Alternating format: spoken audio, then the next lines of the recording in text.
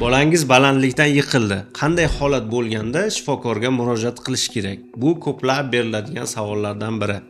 Assalomu alaykum, men vrach nevrolog, bolalar va kattalar nevrologi Bahriyev Bahriddin Rizmonqulovman. Bugun bolalarni balandlikdan yiqilish holatida, boshi bilan yiqilganda qanday holatlarda shifokorga murojaat qilish kerak haqida gaplashamiz. Birinchi navbatda bola yiqilgandan keyin hushidan ketib qoldi. Undan keyin umuman yig'lamayapti bola. Bunda albatta shifokorga murojaat qilish kerak. Keyingi sabablari bolaning boshida ochiq jarohatlar bo'lsa, undan tashqari bola ko'p uyqusirab, yotoqsirash holati kuzatilsa, ko'z holatlariga e'tibor beramiz. Ko'z qorachiqlariga e'tibor beramiz. Ko'z qorachiqlari normada bir xil kattalikda bo'ladi.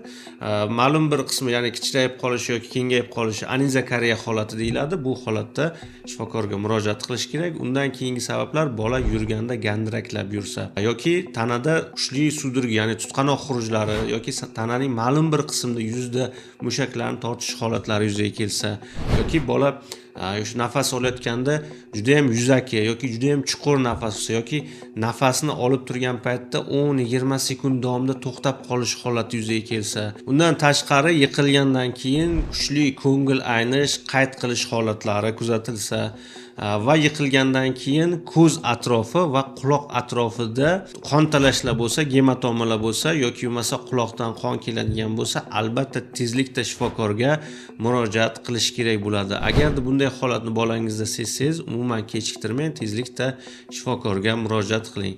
Agarda video foydali bo'lgan bo'lsa, like bosing va izohlarda o'z fikringizni yozib qoldiring.